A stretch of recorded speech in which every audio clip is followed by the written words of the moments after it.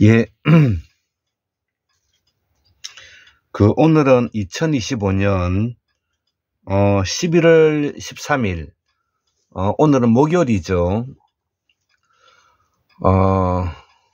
오늘은 한국문명학술원, 382번째, 를 한번 강의해 보도록 하겠습니다. 제가, 우연찮게, 제가 요 책을 한번 끄집어 내어 봤습니다.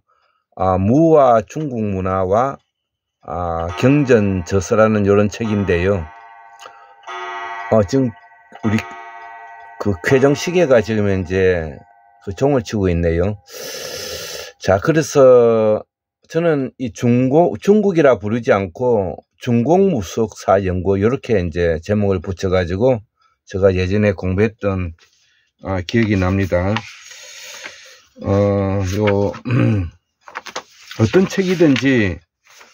어떤 책이든지 요 머릿말이 되게 이제 다 중요하죠. 머릿말이 중요한데, 요 내용을 가지고, 제가 요 아침에, 이렇게 한번 적어봤습니다. 이렇게, 적어봤습니다. 자, 그래서, 오늘은 조금 심오한 이야기가 될 수가 있는데, 그래서 요 책을 쓰신 분은, 이 김인호 교수님이십니다. 중국 문학사를 연구하신 분이신데, 저는 이 김인호 교수님의 이 책에 대해서 매우 큰 신뢰를 가지고 있습니다. 자, 그래서 오늘 제가 좀 이야기하고 싶은 부분은 신앙과 종교는 어떻게 다르고, 또 개념과 정의는 또 어떻게 다르고, 개념과 정의는 어떻게 다르고, 또 이미지적 사고와 언어적 사고는 또 어떻게 다른가, 이런 부분이 또 있고요. 또 이 신분제 사회와 계급제 사회가 어떻게 다른가, 여기 이제 핵심이 될 것 같습니다. 그렇기 때문에 매우 이게 심오한 내용이 될 수가 있는데요. 가령 예를 들어서 신앙과 종교는 다른 것입니다. 신앙은 미지를 대상으로 해서 여기에 대한 초월적 세계관을 가지게 되는 것을 우리가 신앙이라고 하고, 종교라는 것은 여기에다가 우리가 도덕적 기능, 예언자적 기능, 이런 것들이 이제 들어와 있는 것이죠. 그렇기 때문에 종교는 하나의 학문이다, 이렇게 생각하면 되겠습니다. 그래서 이 종교를 믿고 있는 사람은 기본적으로 정치와 관계가 되어 있기 때문에 권력과 밀접한 연관성을 가지고 있다, 이렇게 생각해도 될 것 같습니다. 자, 그래서 우리가 고대사, 상고사, 태고사를 공부하는데 가장 알아야 될 부분이 바로 김인호 교수님은 그것을 성과 속으로 이제 구분하였다는 것이죠. 성과 속으로 구분하였다는 것은 계급 사회가 됐다는 뜻을 의미하는 것입니다. 성과 속으로 나눴다는 것은 권력자인 성과 피지배 계급인 일반인, 백성들이라고 말하겠죠, 옛날에는. 이거를 이제 속으로 이야기하는 것이죠. 그렇기 때문에 성과 속으로 구분했다는 그 뜻은 이미 뭐냐면 계급제 사회라는 것입니다. 계급제 사회. 신분제 사회와 계급제 사회는 전혀 다른데요. 신분제 사회는 계급제 사회하고는 정말 다른 것입니다. 신분제 사회는 기본적으로 협력하고 협동하고 연대하고 보완하는 데 측면이 있지만, 계급제 사회는 지시하고 명령하고 억압하고 착취하는 구조를 가지고 있는 것입니다. 그렇기 때문에 우리가 신분제 사회가 우리가 고대사, 상고사, 태고사의 시대라면은 계급제 사회는 우리가 근대사, 그다음에 정근대사, 근대사, 현대사 이렇게 설명을 하면 되겠습니다. 그것이 우리가 1911년 중공은 신의 혁명으로 끝나게 되고요. 그 다음에 우리 대한민국은 1910년 한일 병탄과 함께 조선 전제 왕권 국가가 이제 몰락하는 경위가 되니까 이제 그때까지를 우리가 계급제 사회라고 이야기를 하죠. 그래서 그 계급제 사회를 우리가 뭐 신분제 해방이라고 이야기를 하는데 실질적으로는 계급제를 우리가 탑하는 것이죠. 자, 그런 측면을 우리가 조금 이해를 해야 될 부분이 있다는 뜻입니다. 자, 그리고 우리가 또 종교를 공부하는 데서, 종교학을 공부하는 데서 우리가 애니미즘이 있고 정령신앙, 그 다음에 토템신앙, 그 다음에 샤먼, 그 다음에 바라문교, 자이나교, 그 다음에 불교, 기독교, 이런 종교가 있고 또 조르아스트르교 같은 이런 종교도 있고 그렇죠. 자, 그래서 이런 부분들을 우리가 면밀히 우리가 공부를 이해하고 받아들이는 그런 그 학습이 우리가 기본적으로 필요하다는 것이죠. 그렇기 때문에 학문은 생각하는 힘을 길러주는 것이다. 이렇게 이해할 수가 있는 것이죠. 자, 그래서 이러한 내용들을 이제 설명하고 있는 것이고, 그러면 지금 현재 우리가 국민주권주의라고 그러지 않습니까? 민주주의와 법치주의가 함께 이끌어가는 사회를 우리가 국민주권주의를 하는데, 그러면 과거에는 국민주권주의가 없었느냐? 과거에도 국민주권주의가 있었죠. 그 시대에 맞춰서 국민주권주의가 있는 것입니다. 그래서 지금 현재는 정치, 경제, 사회, 문화적으로 국민 개개인에게 주권이 모두 다 갖춰져 있는 시기를 말하는 것이면, 이것이 실질적으로 또 갖춰져 있는가 아니면 형식적으로 갖춰져 있는가를 구분해서 우리가 지난 윤석열 정부 이전까지 우리가 일제 시대를 포함해 가지고 해방 이후 지금까지 한 120년 동안은 우리가 형식적 민주주의의 법을 가지고 있었다면 2025년 이재명 정부와 함께 이 국민주권주의는 형식적인 것이 아니라 실질적 민주화 법치주의가 이제 강화되고 있는 시점이다. 그렇기 때문에 이 한국문학소론 연구원에서는 이걸 어떻게 이야기하고 있느냐 하면은 윤석열 김건희 정부까지를 또 조희대 사법구태타까지를 우리가 형식적 민주주의당, 그리고 이재명 정부에 들어와서 실질적 국민주권주의로 나가기 때문에 이때부터가 우리가 현대사다. 이렇게 이제 저는 설명하고 있는 것입니다. 자, 그래서 오늘의 가장 이제 핵심적인 이야기는 신앙과 종교는 다르다는 것입니다. 신앙과 종교는 다르다는 것이 여기 이제 핵심적인 내용이 되겠습니다. 그렇기 때문에 신앙과 종교를 구분하지 않으면 우리가 정신적 혼란에 빠져가지고 이 문제가 일어난다는 것이죠. 예를 들어서 신앙인은 이미지적 사고를 하고 있는 태초에부터 인류에게 가지고 있는 그 사유방식이라는 것입니다. 그렇기 때문에 우리가 호모환인이 호모사피엔스라 그러죠. 호모사피엔스가 20만 년 전에 그 탄생한 이래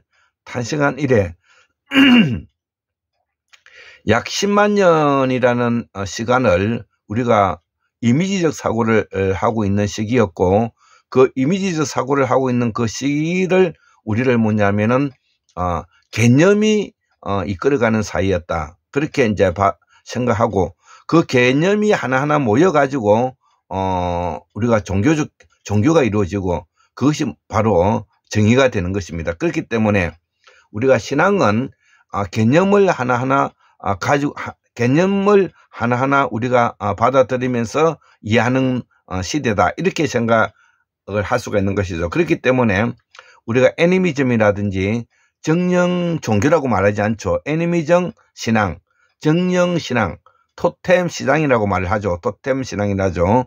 샤먼 신앙이라고 말을 하죠. 샤먼 신앙, 바라문 신앙, 그 다음에 자이나교 신앙, 이런 것들이 바로 신앙의 개념이었는데, 이후에 이제 우리가 조라스터교 로부터 해가지고 뭐 브라만교, 자이나교 뭐 이렇게 하면 교라는 이름을 붙이는 의미가 바로 그런 부분인 것이죠. 그래서 우리가 이 교라는 것을 우리가 언어학적으로 우리가 이해를 해봐야 되는데, 이 종이 바로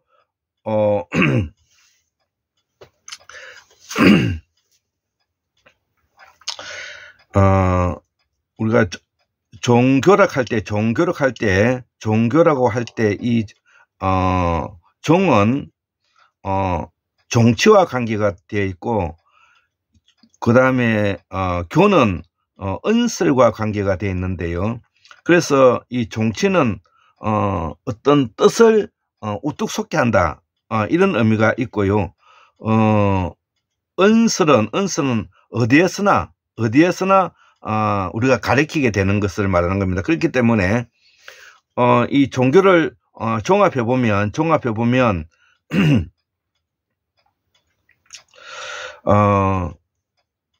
어떤 것을 인용하고 언급하고 표현하고 선언하고, 이것을 배워서 암송해 가는 것, 이것을 뭐냐면은 우리가 이제 종교라고 말을 하는 것입니다. 자, 그래서 예전에 제가 그 한참 강서한 박사님과 함께 교류하면서 그 또 강서한 박사님이 강의하신 내용들을 보면, 그 산스크리트 우리가 대사, 우리가 하늘 도시라 하면 이 천축 대사라고 그러는데, 이 하늘 도시를 우리가 대사라고 하는데, 그 대사를 도시라고 이야기를 했는데, 제가 문승석 선생님을 높이 평가하는 것은 바로 이런 부분인데, 이 문승석 박사님은 강서한 박사님이 산스크리트에서 한층 더 이것을 더 저는 그 학문적으로 더 나아갔다고 생각하는데, 그래서 이 문승석 선생님 것은 이거를 뭐냐면은 대선안을 뭐냐면은 아까 도시라는 의미가 아니라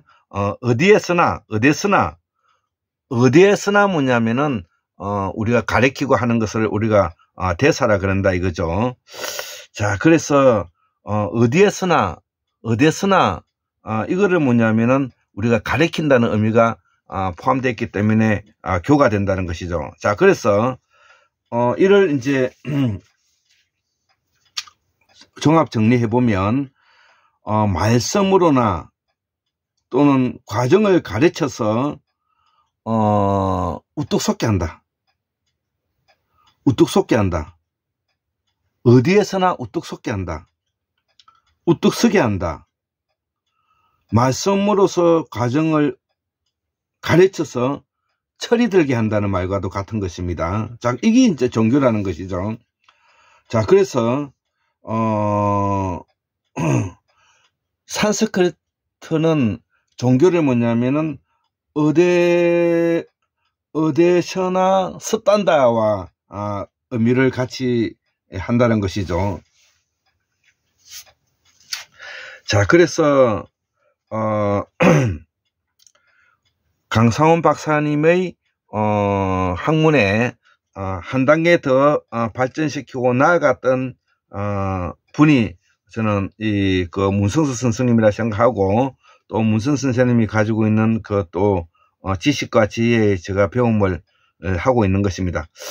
자, 그래서 여기에다가 우리가 종교라고 하면 종교의 개념이라고 하면, 제가 이거는 20살 때쯤에 제가 공부를 하면서 정리해 놓은 것이기 때문에 아주 오래된 40년 넘게 된 그 정의인데요. 종교의 개념을 그때 지금도 생생한데, 그 종교의 개념이 뭐냐? 이것이 이제 4가지로 이루어져 있다는 것이죠. 첫째는 신비적 기능이 있어야 된다. 신비적 기능이 있어야 된다. 두 번째는 예언자적 기능이 있어야 된다. 예언자적 기능이 있어야 된다. 세 번째는 도덕적 기능이 있어야 된다. 그 다음에 초월적 기능이 있어야 된다. 이렇게 설명이 되어 있더라고요. 그래서 나는 그 20살 무렵에 종교라는 것이 이렇게 이제 깊은 의미가 도대체 신비적 기능, 예언자적 기능, 도덕적 기능, 그 다음에 초월적 기능에 대해서는 우리가 이제 이해를 못하고 있는 상태에서 이제 받아들인 것이죠. 근데 한 가지 이제 분명한 것은, 종교는 도덕적 기능이 있어야 된다. 도덕적 기능이 뭐냐면, 도덕적 기능은 사회적, 사회가, 합리적으로, 종합한 하나의 도덕, 규범이고 상식이지 않습니까? 자, 그렇기 때문에 이 도덕이라는 것이 바로 그런 것에 벗어나게 되면 이게 이제 사이비 종교가 된다. 이렇게 이제 막연하게 알고 있었다는 것이죠. 자, 그래서 이 종교라는 것이 기본적으로 이러한 것을 가지고 있기 때문에, 우리가 이 종교가 가지고 있는 그 의미가 과거의 신분제 사회에서는 우리가 이거를 종교라고 받아들이기가 어렵다는 것이죠. 그렇기 때문에 신앙이라고 말을 할 수밖에 없고, 우리가 계급적 사회가 되었다는 것은, 계급주의가 되었다는 것은 성과 속으로 나눠진다는 뜻이 되는 것이죠. 여기 이제 김윤희 교수님이 이제 구분하신 이제 학문적인 성과인데, 우리가 성과 속을 구분한다는 것은 다른 말로 바꾸면 계급주의가 되었다는 뜻이 되는 것이죠. 자, 그래서 계급주의가 된다는 뜻은 군주가 있고, 그 다음에 학문계급인 선비가 있고, 백성이 있는 것이죠. 예, 이게 신분제 사회인 것입니다. 예를 들어서 종교도 마찬가지죠. 종교도 마찬가지죠. 부처가 있고, 그 다음에 중이 있고, 그 다음 백성이 있는 것이죠. 하느님이 있고, 목사가 있고, 그 다음에 국민이 있는 것이고요. 그 다음에 하느님이 있고, 신부가 있고, 이제 국민이 있는 것이죠. 이 말은 종교 그 자체가 이미 신분제 사회라는 것을 말하고 있는 것입니다. 신분제 사회에서 가장 요구되는 것이 무엇이냐? 그것이 바로 지시명령 억압 착취하기 때문에 여기에 폭력성을 대두하고 있다는 것이죠. 그래서 그 폭력성을 제어하기 위해서는 우리가 뭐냐면 엄격한 도덕적 규율이라든지 윤리가 필요하다. 자, 그래서 우리의 근대사, 현대사는 바로 소수의 폭력죄를 제거해가는 과정이다. 그 소수의 폭력죄를 제거해가는 과정이 바로 무엇이냐? 임금은 권력으로서, 그 다음에 종교에서는 엄격한 도덕과 율법으로 이거를 제어한다는 것이죠. 이 말은 기본적으로 이 신분제 사회라는 것을 계급제 사회라는 것을 이야기하고 있는 것입니다. 그러나 신분제 사회는 그러면 어떻게 다른가? 신분제 사회는 태어나면서 신분 자체가 뭐냐면은 이제 구분되어 있는 것입니다. 예를 들어서 뭐냐면은 부족장이 있다든지, 부족장이 이제 계속 뭐냐면은 그 제사장 계급의 역할을 하고 있다든지, 생산자 계급은 생산자 신분으로서 그걸 하고 있다든지, 군사 신분은 군사의 신분을 가지고 있다든지, 이것이 합일된 하나의 그 공동체, 그 합일된 하나의 뭐냐면은 문화를 가지고 있는 것을 우리가 이제 신분제라고 말하는데, 이 신분제 사이는 그 서로 관계가 지시명령 억압 착취 관계가 아니라 협력하고 연대하고 보완한 관계라는 것을 우리가 알아야 되겠습니다. 그래서 이것이 우리가 재정 일치 사회고, 이것이 뭐냐면 분리됐을 때 우리가 이제 신분제 사회에서 계급제 사회로 나아간다. 이렇게 이제 받아들이면서 우리가 종교는 바로 계급제 사회에서 소수의 폭력죄를 제어하는 방식의 도덕 윤리를 강조하는 학문의 한 분야다, 이렇게 생각하시면 될 것 같습니다. 자, 그래서 우리가 종교는 무엇이고 신앙은 무엇이고 이런 거에 대해서 제가 오늘 아침에, 지금 현재 몇 시쯤 됐지? 한 6시쯤 됐는데요. 이런 내용을 해봤습니다. 그래서 마지막으로 정리하는 차원에서 제가 적었던 내용을 읽어보고 마치도록 하겠습니다. 인류의 역사를 문화사 차원에서 적고 있기 때문이다. 10만 년 전 인류는 원시 인류였는가? 원시 문화, 원시 원형 문화가 가능한가? 그래서 원시라는 말에 대해서 제가 거부감을 가지고 있다는 것입니다. 우리가 10만 년 전 언어적 사고를 할 때 호모 관현 때부터는 이미 이때를 우리가 이제 태고사라고 이야기하는데, 이때는 이미 우리와 동등한 사람을 이 모습 사유를 하는 것이지, 이들이 뭐냐면은 원시적이다, 원시적인 문화와 원시 신앙을 믿었다, 이런 식으로 이해한다는 것은 우리 스스로에 대한 폄하이고 모독일 수도 있습니다. 자, 그래서 나는 이 원시 문화, 원시 원형 문화가 가능한가, 이런 말에 대해서 의구심을 가지고 있기 때문에 여기에 대하여 의문이 없는가. 그래서 기존의 학문이 숭고 절대 절명의 진리인가 라는 부분에서도 우리가 한번 의심해 보면서, 여기에 대하여 결론은 원시는 시원 문화로 바꾸고, 원시는 시원 문화로 바꾸고, 그 원형 문화를 우리는 굳이 말을 한다면 이거를 무문화라고 말하면 좋다 이거죠. 자, 그래서 무문화 안에는 아까 말하는 애니미즘, 정령신앙, 토템신앙, 샤먼신앙이 다 포함되는데, 이후에 신분제 사회에서 이제 계급적 사회로 바뀌면서 성과 속으로 이제 나뉜다는 것이죠. 요거는 김인호 선생님께서 가장 잘 나누어서 설명하고 있는 내용들입니다. 그래서 성과 속이 나온 이유는 정치 체제가 바뀌었다는 뜻이고 재정이 분리되었다는 뜻을 의미한다. 이때에 과학 문명은 없었는가? 그때도 있었다는, 또 질문해 보면 이때는 과학 문명은 없었는가? 있었죠.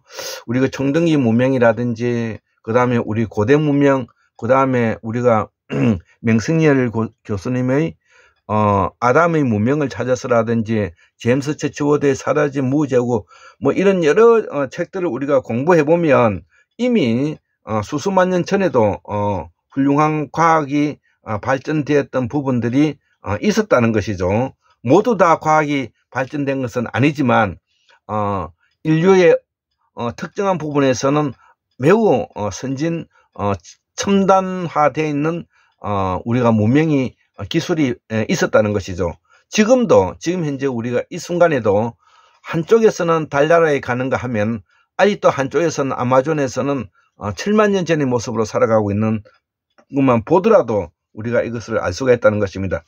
그렇기 때문에 우리가 학문을 한다는 것은 지금까지 우리가 알고 있는 20세기까지 알고 있는 이 학문에 포획되지 말고 규제되지 말고 이것을 전위적으로 우리가 공부를 해 나가는 그런 자세가 필요할 것 같습니다. 자, 그래서 그렇지 않다는 것이죠. 그때도 과학 문명은 있었다는 것이죠. 그래서 인류의 문명은 바로 기술인데 기술혁명을 따라서 인류 문명화 되었다. 이거는 우리가 부인할 수 없는 것이고요. 이는 극소수자에서 발전되었고 지금의 우리가 빌 게이츠와 스티브 잡슨 같은 사람이 바로 그때의 환인들이라는 것입니다. 예, 그때 우리 환인 가는 것이 바로 그러한 자들인 것입니다. 이들이 현대판 환인 호모사피엔스라는 것이죠. 자, 그래서 속은 우리가 성과 속을 이야기할 때 속은 신성스러운 초월적 존재와 관련이 없는 현상세계의 인간, 이렇게 이제 김민우 교수님은 정의하고 있고요. 그 다음에 성은 초월적인 신적 존재로서 그리고 그와 관련된 모든 것, 이렇게 이제 초월적인 신적 존재 그리고 그와 관련된 모든 것, 이렇게 우리가 김민우 교수님이 정의하고부터 출발하는 것입니다. 자, 그렇기 때문에 이것을 우리가 분석할 수 있어야 되고 이거를 뭐냐면 이해할 수 있어야 되는 것이 학문의 그 모체죠. 자, 그래서 이 종교 개념은 학문의 요체입니다. 학문의 요체죠. 자, 그래서 종교 개념은 종교 학문으로서 이해해야 되고 우리가 개념은 이미지고요. 개념은 정의가 아닙니다. 개념은 이미지고 정의가 아니다. 그래서 종교 개념은 어떻게 신비적 이미지와 예언자적 이미지와 도덕적 이미지와 초월적 이미지를 포함해서 우리가 종교 개념이 된다는 것입니다. 그래서 신앙은 종교와 다르고 신앙은 초월적 기능에 대한 현상만을 말하는 것이고 종교관이란 정치 권력과 결합된 집단이라는 것을 우리가 아까 계급사에서 구분하였습니다. 그렇기 때문에 신분제 사회에서 신앙만이 가능하고 신분제 사회에서만 신앙만이 가능하고 계급제 사회에서는 종교가 된다는 것입니다. 이때를 우리는 재정분리사회라고 말을 한다. 그래서 무문화는 계급이 분화되기 전의 신분제 사회에서 이야기다. 이후에 계급사회로 크나큰 영향을 미치게 됐는데 성과 속은 신분제에서 계급제와 같은 이 공존하는 시기로 이제 바뀌었다는 것이죠. 그래서 종교 개념으로서의 신앙인을 우리가 종교인이라고 말한다. 그래서 종교 개념으로서의 신앙인을 종교인이라고 말하고 그렇지 않는 이를 우리는 무종교라고 한다는 것이죠. 나는 무종교가 되는 것입니다. 내가 종교를 공부하는 것은 종교인을 공부하는 것이고 현재의 종교 법인을 탄생시킨 것이다 이거죠. 그래서 종교는 초월적인 것을 내세우지만 그 본질은 권력자라는 것이죠. 가톨릭은 교황, 신부, 일반인, 그리고 불교도 마찬가지고 유교도 마찬가지고 기독교도 마찬가지죠. 하나님, 목사, 일반인, 임금, 선비, 일반인, 이런 내용입니다. 여기서 기대는 것은 아직 국가 주권자로서 독립된 유일무이한 존재가 우리가 되지 못했다는 것입니다.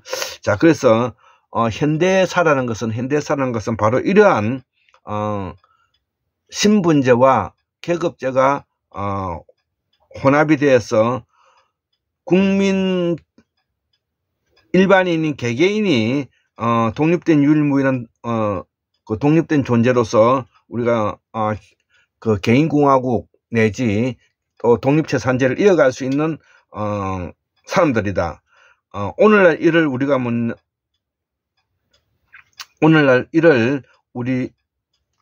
우리의 신앙인이 되어야 되는데 이것이 바로 독립된 유일무이한 존재로서의 개인공화국과 독립체산제를 가지고 있는 인격체.